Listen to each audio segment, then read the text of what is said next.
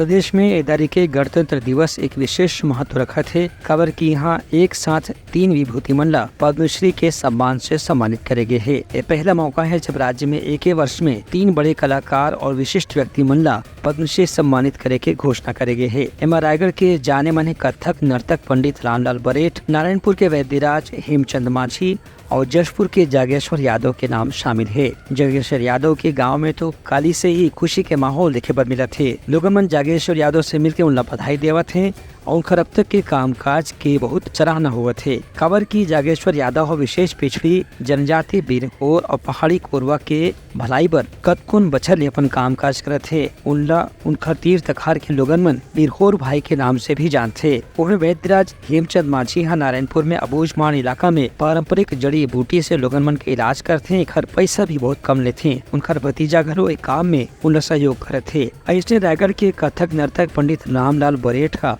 कथक की कला अब तक के जीवित रखे हैं। अपन पिता से जो विरासत मिले है वो खुद भी नवा पीढ़ी ला साथ में सिखाए के प्रयास में लगे हुए हैं। मुख्यमंत्री विष्णुदेव साय का पद्मश्री सम्मान प्राप्त करे बर ये तीनों विभूति मन ला बधाई और शुभकामना दे हवय। ब्यूरो रिपोर्ट उत्तलंघा न्यूज।